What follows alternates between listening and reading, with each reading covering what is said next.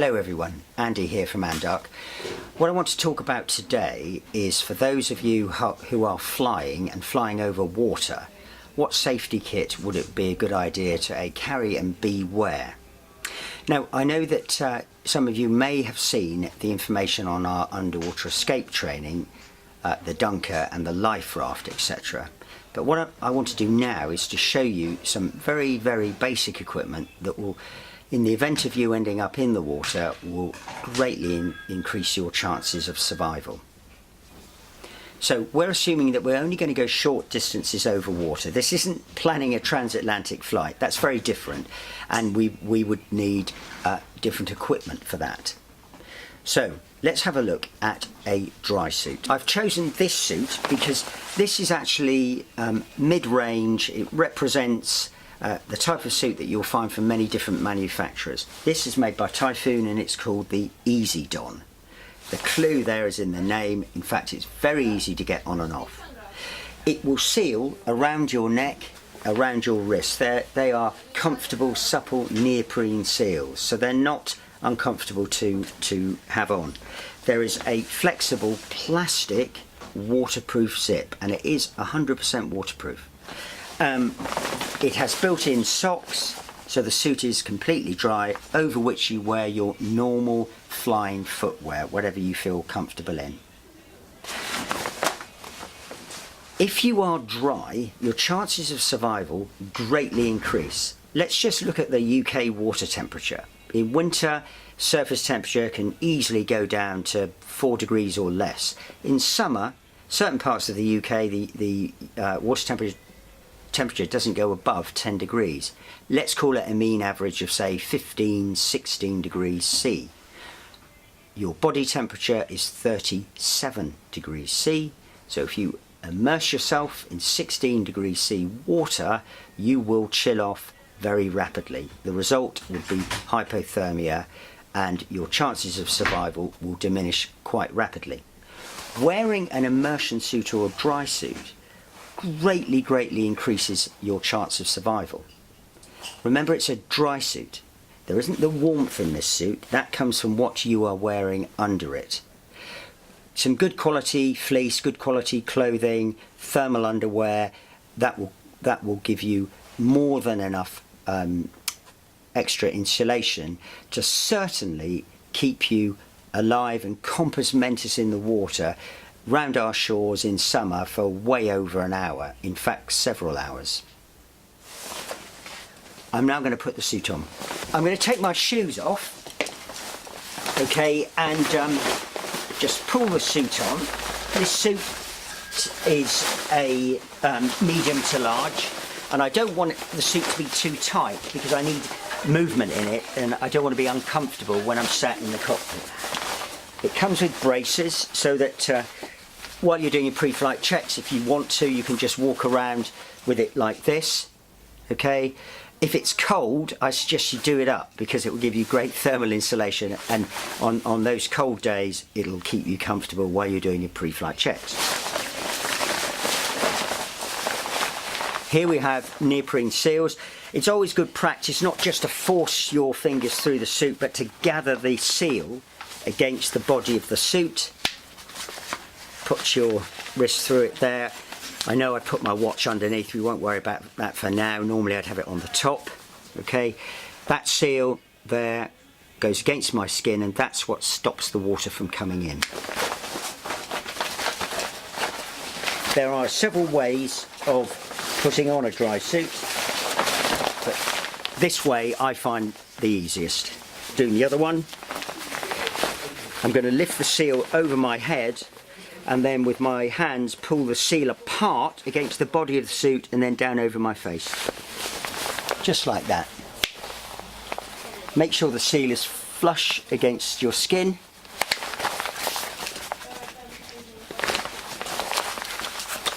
And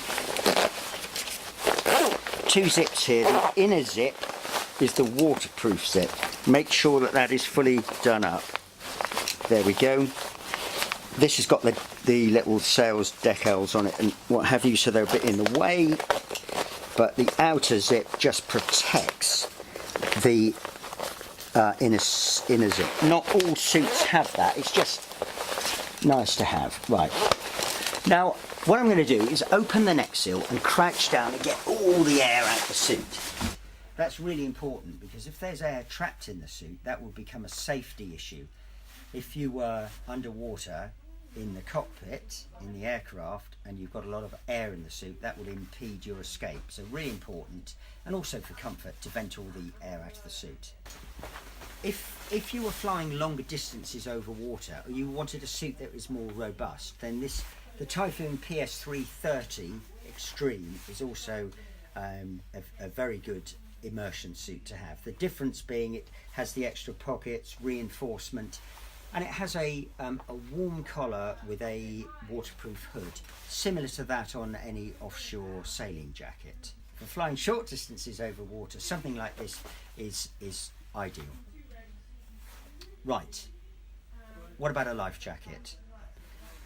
Well, whenever you fly over water, it's really important to wear a life jacket. And I say wear a life jacket, not just have one in the cockpit, but to wear it.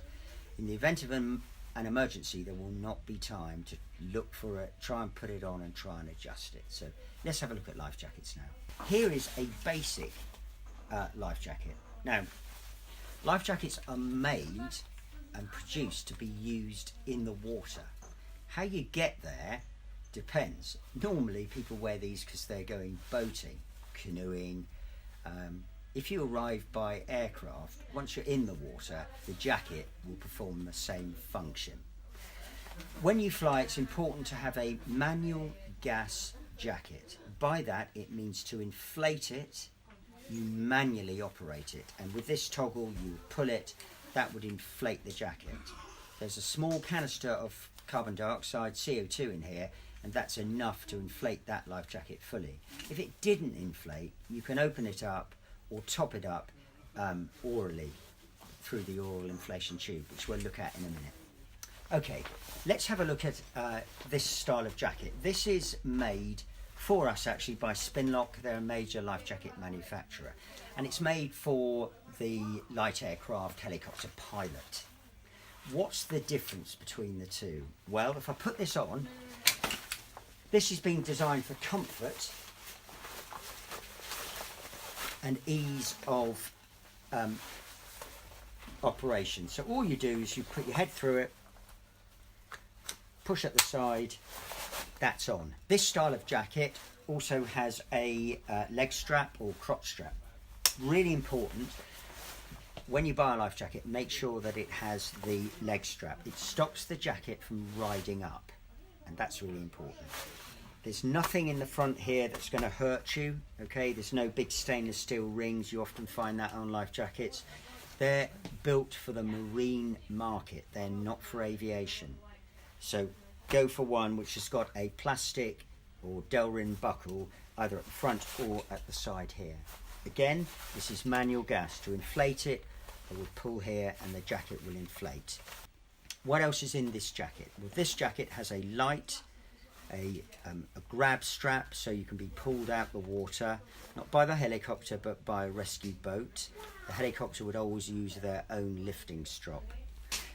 This also has, really importantly, a spray hood, and let's have a look at what this jacket looks like when it's opened out, when it's inflated. Right, I've now deflated the life jacket using the oral tube and the cap. Note, don't stick your finger in there or use a pen, because you can unseat the valve. Next time it's used, all the air would come straight back out of it. So that cap is designed to allow you to deflate the jacket. That's what I've done and got it all out. I can orally inflate the jacket, and like I said, this has got the spray hood with it. And you saw me in the short film just now put the spray hood over. That's really important, because what happens normally is that you turn and directly face the wind and all the spray, and you imagine that salt water coming at you, right? That's going to really stand you into danger. So a life jacket with the spray hood is a great idea. This also has the light, the pylon light, that will come on automatically when it senses seawater, or you can test it and override it. There we go, it's started to flash like that, and that'll flash for hours. Okay, really important. Not only obviously at night, but on a grey day, right? It will aid you being seen by the lifeboat or the helicopter. The life jacket also has a whistle with it to attract attention, especially if you see another crew member in the water and they can't hear you. You can give a whistle, they'll see you. Or if there's other people around, perhaps you've landed on the water somewhere where there are other boats and they're looking for you, then that is also a good idea. Another really important piece of safety kit to have you is an emergency cutting device. This one here is really popular.